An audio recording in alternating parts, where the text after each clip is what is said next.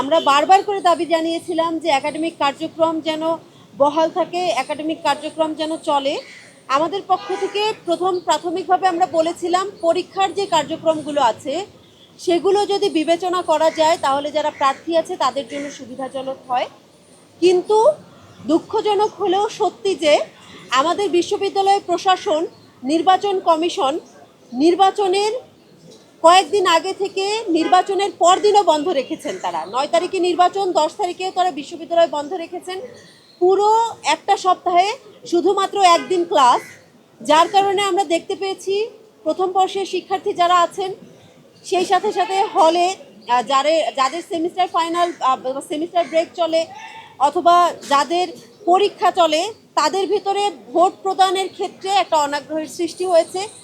এখনই আমরা বিভিন্ন হলে হলে যখন প্রচারণা চালাতে যাচ্ছি তখন দেখতে পাচ্ছি অনেক ভোটারই বাড়িতে চলে গেছেন, বিশেষ করে যারা প্রথম বর্ষের শিক্ষার্থী। এই জিনিসটা আসলে আমাদের মনে আশঙ্কা জাগায় যে ভোট পুরোপুরি কাস্ট হবে কিনা এবং হলেও সেটা কতটা ইফেক্টিভ হবে। আপনারা জানেন ঢাকা বিশ্ববিদ্যালয়ের প্রায় অর্ধেকের মতো শিক্ষার্থী অনাবাসিক এবং এই অনাবাসিক শিক্ষার্থীদের যাতায়াতের জন্য বিশ্ববিদ্যালয় প্রশাসন সুস্পষ্ট কোন ধরনের নির্দেশনা দেবেন এখনও সেটা আমরা হাতে পাইনি, এখনও সেটা জানতে পারিনি। সেই সাথে সাথে দীর্ঘ বন্ধের কারণে তারা ভোটের দিন আসবেন কিনা সেটা নিয়েও সন্দেহ সৃষ্টি হয়েছে। আমরা চাই বিশ্ববিদ্যালয় প্রশাসন যেন 8 তারিখ দুপুর পর্যন্ত তারা বিশ্ববিদ্যালয়ের স্বাভাবিক একাডেমিক কার্যক্রম বজায় রাখেন।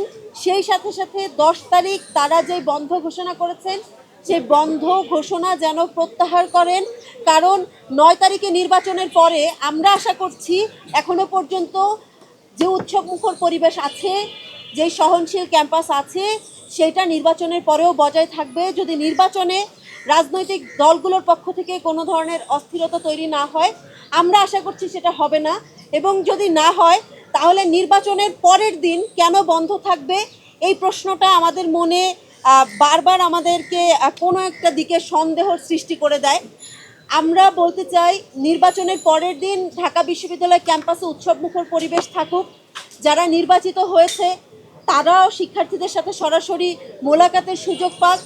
এই সুযোগটা করে দেওয়া বা নির্বাচনের উৎসবমুখর পরিবেশকে ধরে রাখার জন্য নির্বাচনের পরের দিন অর্থাৎ 10 তারিখ একাডেমিক কার্যক্রম চালু রাখাটা খুবই জরুরি।